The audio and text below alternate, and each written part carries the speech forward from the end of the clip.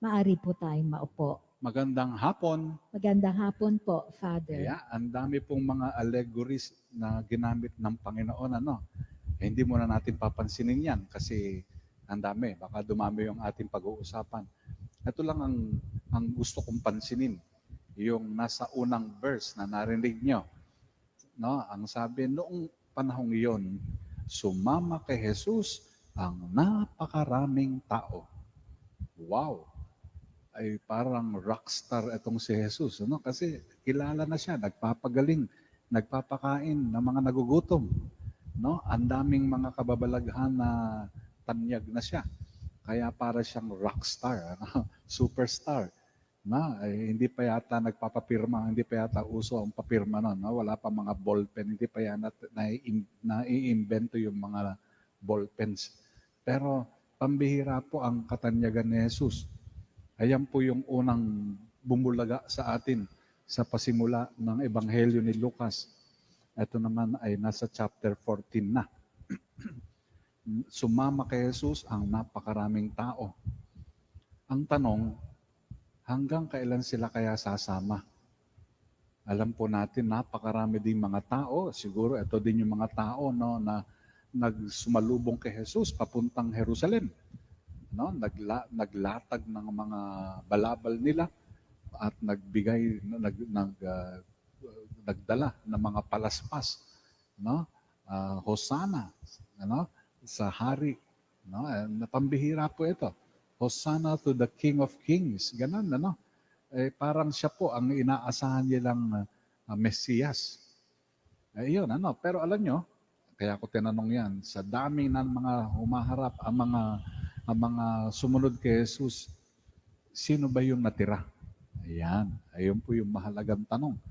Sino ba ang natira?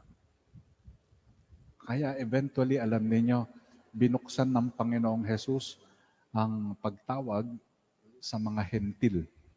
Hindi sa mga Hudyo. Hindi lang exclusively sa mga Hudyo. Pati sa mga hentil.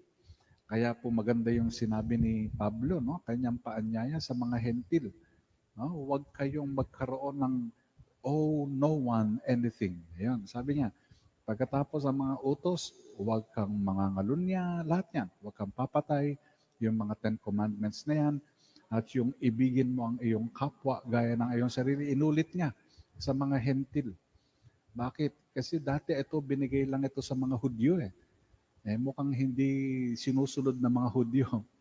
At parang sila ay nag-cherry pick lang ng gusto nyo lang sundin kasi pabor sila doon. Meron silang ganansya doon. Pero ito, binuksan niya sa kanyang sulat sa mga taga-Roma, mga hentil.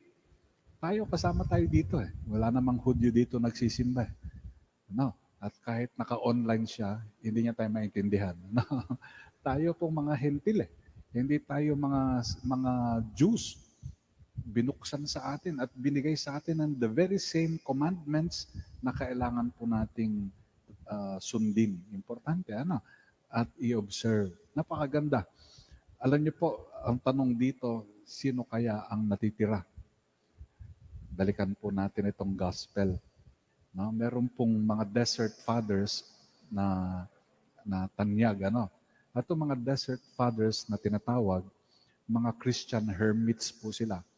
Nagsimula sila ng asceticism sa Egyptian desert noong pang-beginning ng 3rd century AD. Okay? At sila po sa kanila nagsimula ang Christian monasticism. Itong mga desert fathers na ito, meron pong sumulat dyan, na kanilang history. May kumalat na kwento doon amongst them. Ang kwento nito, kasi po nung sumikat po ang Christian monasticism, nagpunta ang maraming kalalakihan sa disyerto. Sa disyerto ng Egypt. Pagkatapos, nag-pitch sila ng tents. Ang gagawin nila doon, magpa-fasting sila, abstinence, tapos mananalangin. Para lalong makilala ang Diyos. Ang dami-dami, parang Woodstock, yung concept ng Woodstock na hindi pa tayo tao siguro ganun kadami yung mga pumunta sa disyerto. Ang daming mga tents. Tapos, after a few months, kumonti na lang. No? Kumonti yung tents. Parang ang naging 2 na lang. Ano? Parang ilang tao na lang ang natira. Aba, akala nila nag-camping lang sila. No? Kaya dumami. Pero tinanong nitong isang aspirant, isang monk na baguhan lang sa kanilang superior o yung pinaka-elder doon na natira. Ang sabi niya, Father, Holy Father, Father said, bakit po ganito ang nangyari sa atin? Nung una, ang dami natin. Ngayon, parang 4 na lang tayo. Ganon, ano. Alam niyo po, wala pong sagot dun yung abot, no? O yung superior, yung elder. Wala siyang ibang sagot ko hindi kwento. Nagkwento siya. Ganito po yung kwento niya. Isang araw, merong isang kuneho o rabbit na naligaw sa marketplace. Agora, ayun po yung palengke, yung talipapa. No? Pagkatapos, naligaw siya, kaya nagtatatakbo siya. Kasi natakot siya sa mga yapak ng mga tao. Dahil tumakbo siya, may nakakita sa kanyang isang aso. Yung nakakita sa kanya na isang aso na siya'y tumatakbo, basta tumatakbo ito, kailangang habulin at kailangang tahulan. So ang ginawa ng kuneho, mas lalong siyang bumili sa takbo at siya namang hinabol siya ng aso. Ang tagal niya lang naghabulan. Mabilis yung kuneho tumalon na hindi makaabot yung aso.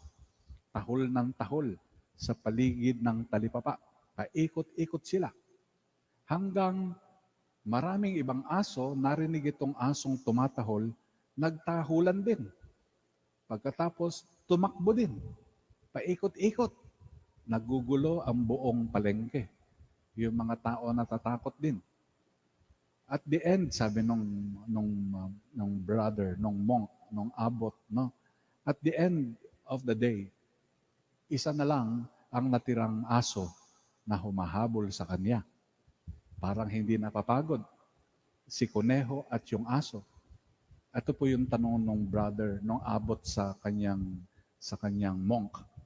Alam mo ba kung sino yung asong yon? Ang sagot po nung monk, no? Yung pong unang aso na nakakita sa kanya. Tumpak.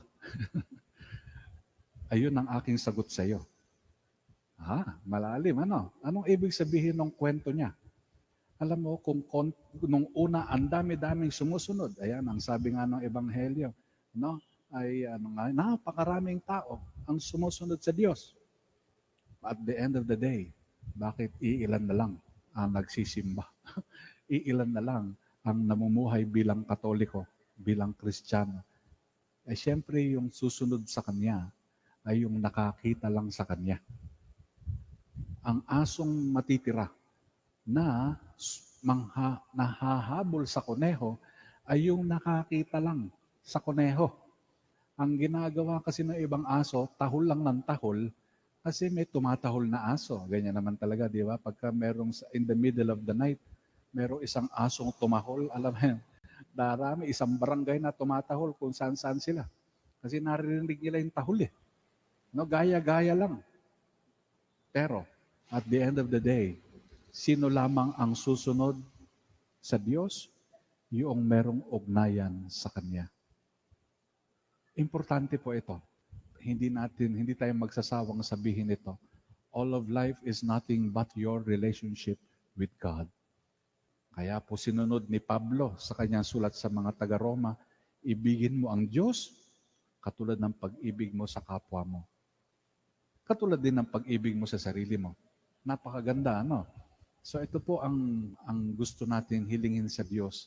Tayo na nagsumasamba ngayon, nagsisimba, tayo po, pati mga nanonood online, tanungin natin, meron ba akong personal loving relationship with Jesus? O ritual lang ito? Kasi kulang ang araw ko pag hindi ako nakakasimba eh. Talaga, kulang ano. Sana masabi mo, Alam mo, kulang yung araw ko pag hindi ako nakakapag-text sa loved ones ko. Pag hindi ako nakakatawag. Kasi araw-araw kang tumatawag sa mahal mo sa buhay, di ba?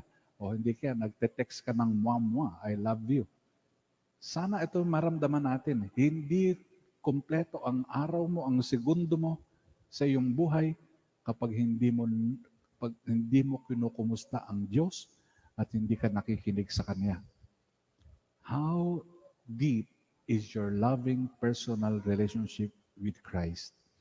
Hilingin natin sa Panginoon sa ating pagkukumunyon na palalimin niya ang pakikipag-ugnayan sa atin nang tayo ay maengganyo na lalong lumalim sa pagsunod sa Kanya.